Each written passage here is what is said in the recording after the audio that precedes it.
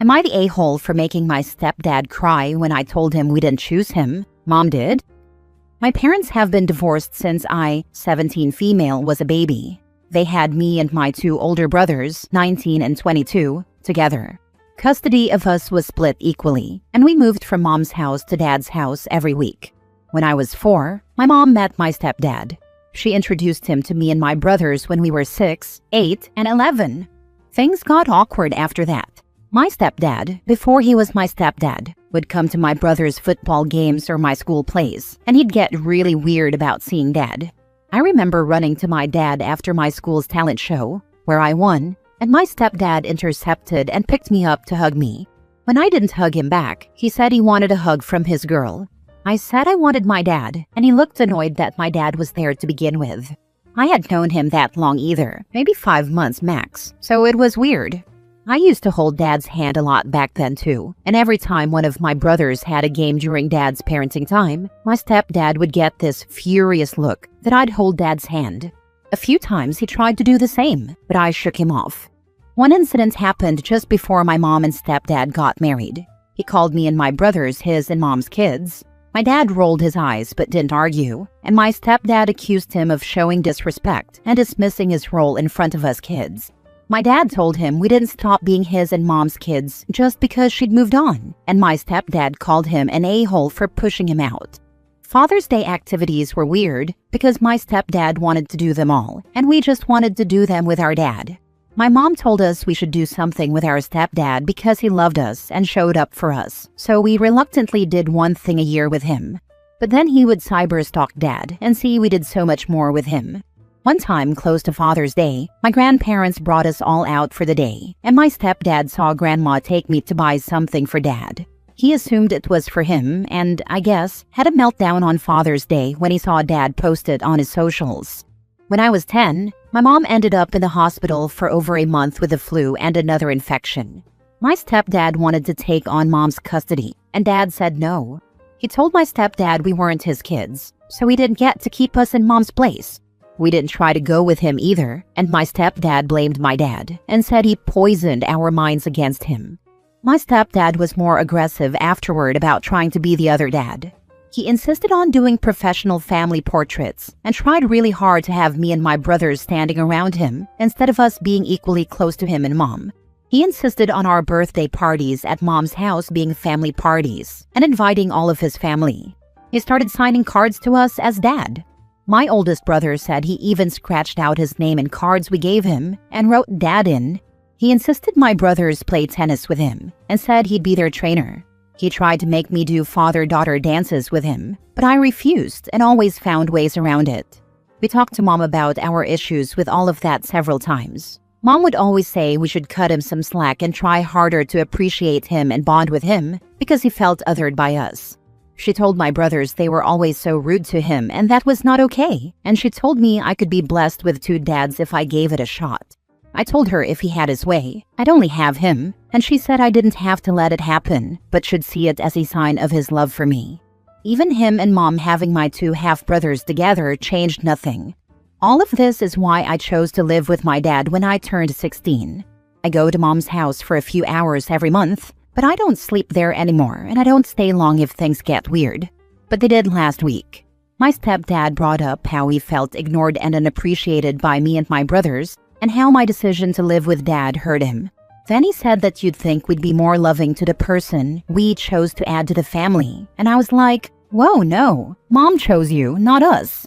That's when the tears started, and he told me I really wanted to crush his spirit by telling him that, and he said he didn't know what he did to make me hate him that much.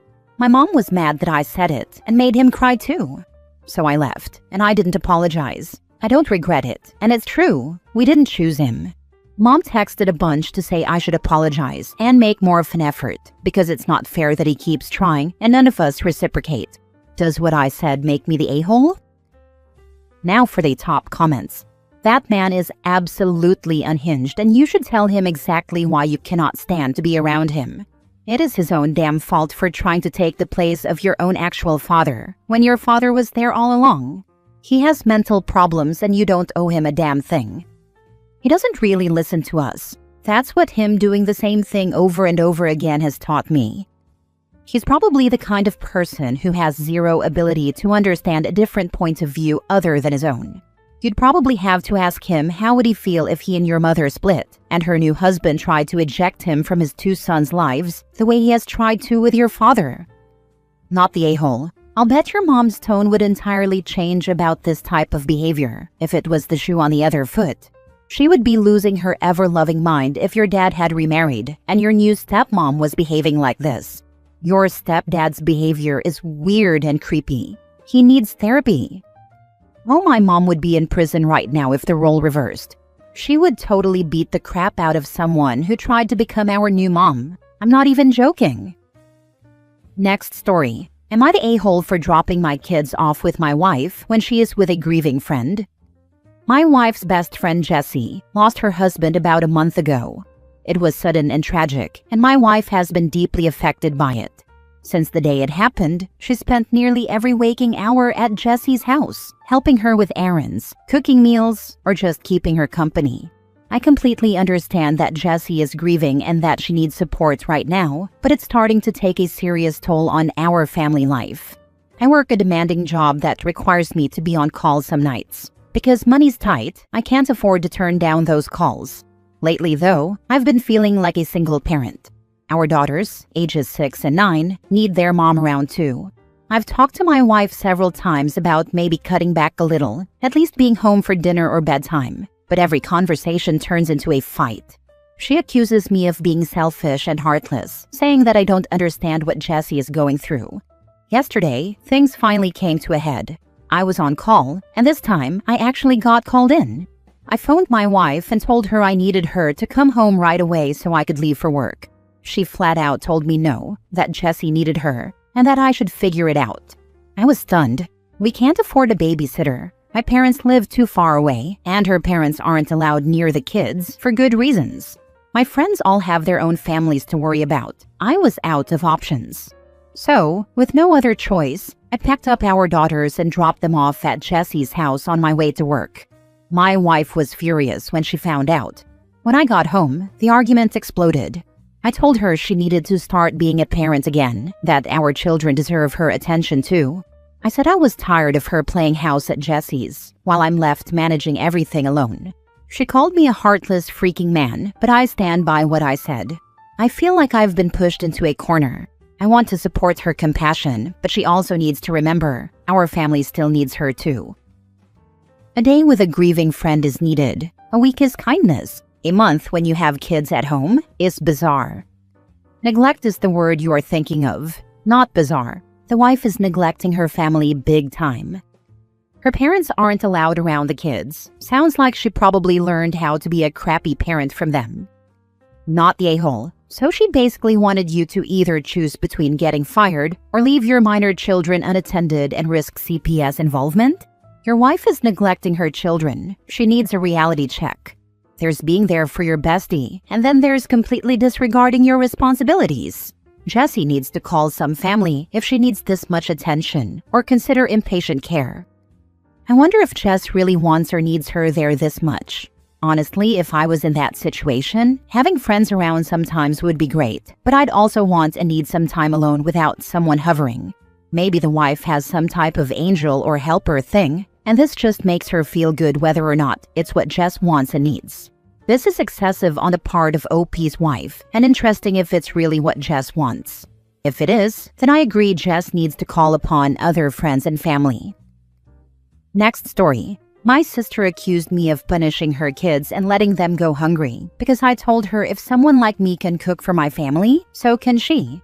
Am I the a-hole? My sister and I grew up in a traditional household where men and boys did manual labor and women did the cooking, cleaning, and taking care of the babies. So I, 24 male, was never taught to cook, clean, or do anything womanly. It meant I never even used a microwave or made my own sandwich before I moved out of my parents' house.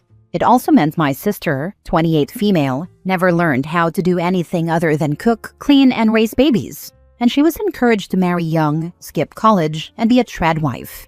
I used to be punished for trying to enter the kitchen, and my sister would be punished if she did boy stuff with me. My sister followed the path our parents set out for her, while I have gone totally no contact with them, and my sister is my only biological family contact I have. We're not super close, but I love her, and I always hoped she'd eventually get away from the upbringing we had. For a while now, I have suspected that my sister got at least a part-time job to help provide for her family because she has been busier lately, and that was after months of her talking about the financial struggles her family had. She would never admit to working because that's a man's thing, per our upbringing, but I suspect it. If I'm right, this has made her more prickly, mean, and judgmental. If I'm wrong, then she's just more judgmental anyway. This has become apparent when we talk. See, I'm married, and my wife and I have one child together.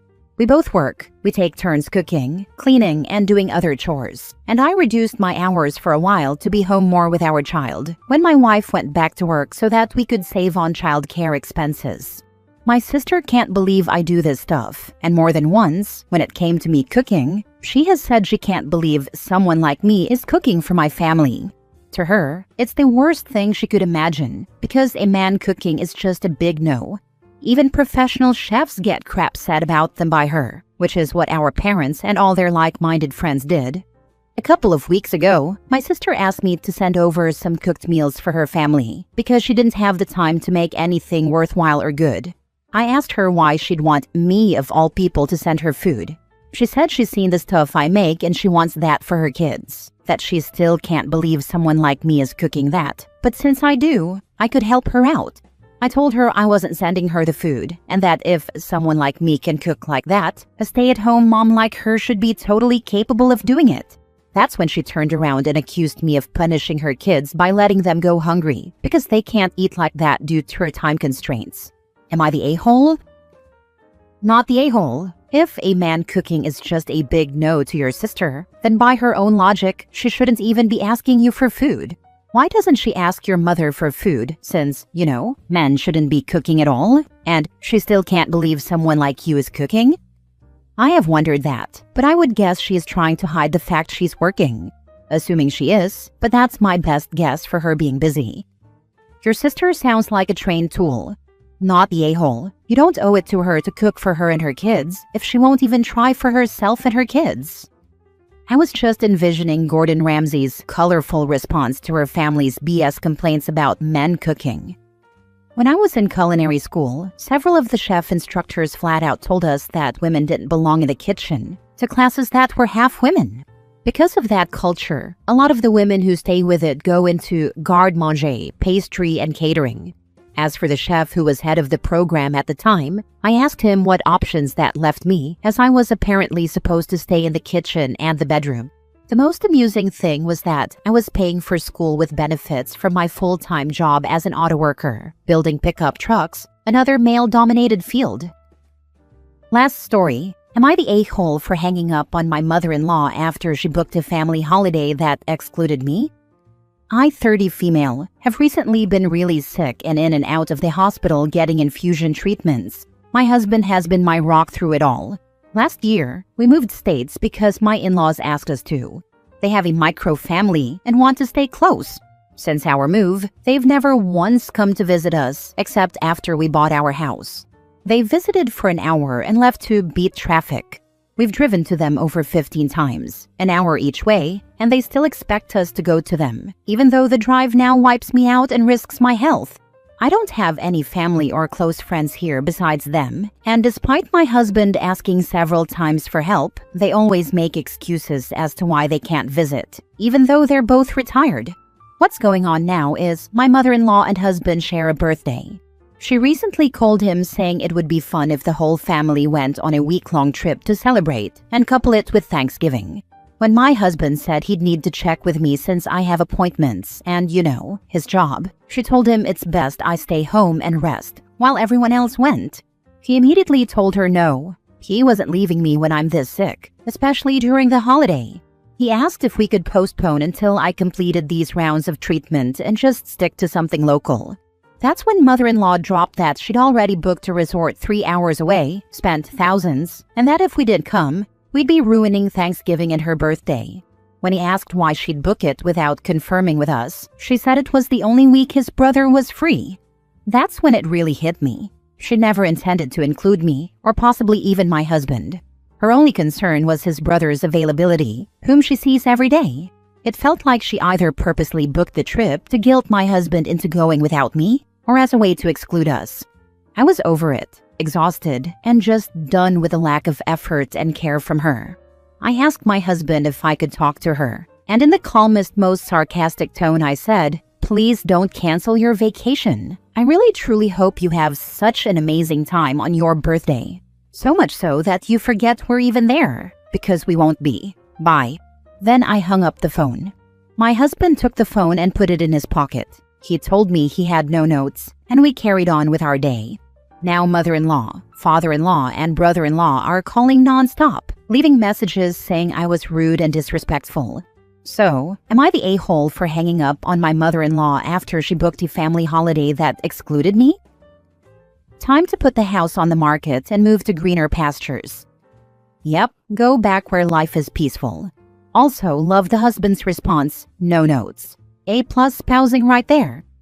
Right, I am so jaded by all the mama's boy man-child posts here that I just assumed the next sentence after OP hanging up was going to be about the husband being mad at her and is pouting in a corner now. So nice to see spouses supporting each other.